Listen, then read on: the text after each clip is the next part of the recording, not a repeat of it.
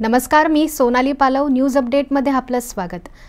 शेकडो वर्ष जुने असलेल्या अंबरनाथच्या प्राचीन शिवमंदिरात आज पहिल्या श्रावणी सोमवारी भक्तांनी मोठी गर्दी केली होती. ठाणे जिल्ह्याच्या कानाकोपऱ्यातून हजारो भाविक आज अंबरनाथमध्ये दाखल झाले होते. मंदिर परिसरात सकाळपासूनच भक्तांच्या लांबच लांब रांगा पाहायला मिळत होत्या. सकाळी मंदिराचे परंपरागत पुजारी विजय पाटील यांच्या हस्ते महादेवाची आरती करण्यात आली. मंदिराचा परिसर हर हर महादेवाच्या जयघोषाने दुमदुमून गेला होता.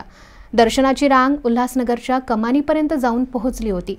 श्रावण मास हिंदू संस्कृती संवर्धन समितीच्या माध्यमातून दरवर्षी मंदिराच्या परिसरात महिनाभर विविध धार्मिक कार्यक्रमांचं आयोजन करण्यात येतं. दररोज भाविकांना महाप्रसादाची व्यवस्था करण्यात येते.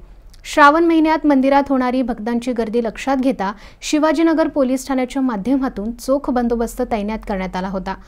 एकीकडे मंदिर परिसराच्या सुशोभीकरणासाठी शासनाकडून करोडो रुपये खर्च केले जात असताना श्रावणात मंदिरात दर्शनासाठी येणाऱ्या भाविकांना मात्र तासनतास भर पावसात उभं राहावं लागतंय. त्यामुळे पालिका प्रशासनानं महिनाभर भाविकांच्या सोयीसाठी तात्पुरत्या स्वरूपात दर्शन मंडप उभारण्याची मागणी भाविकांमधून केली जाते.